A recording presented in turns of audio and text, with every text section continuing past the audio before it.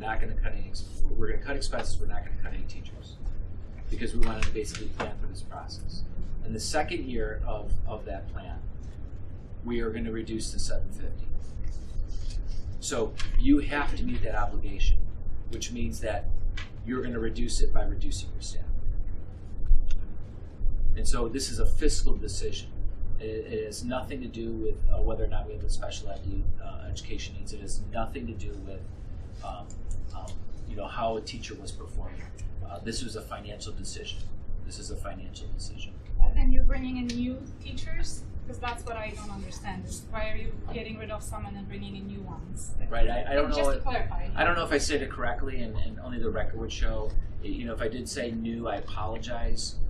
We are going to have positions that are vacant, meaning that we have to look at the certifications of our teachers and look if they're qualified to teach that course. For example, in special ed, you have to have special ed certification, and it could be a K through 12 certificate. In ELL, you have to have a specific certification. For our needs, we need an ELL teacher who could speak Polish.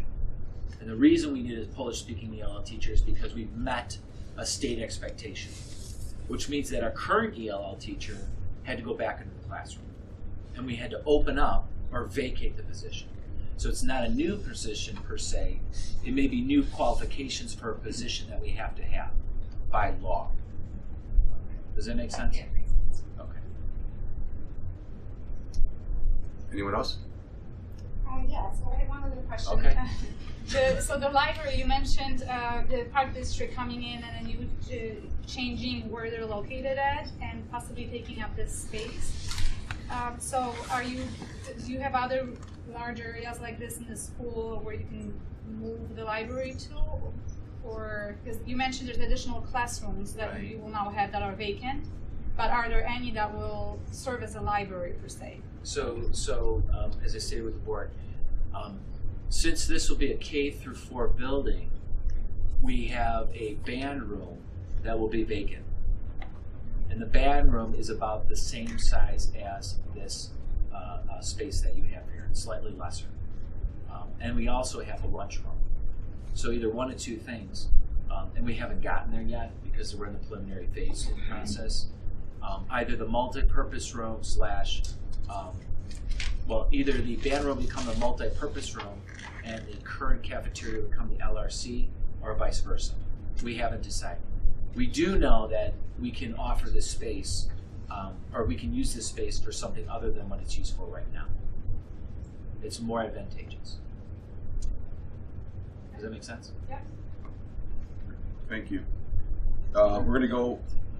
You want last word, Tim? Yeah, one last quick one, just since we spent so much time on it.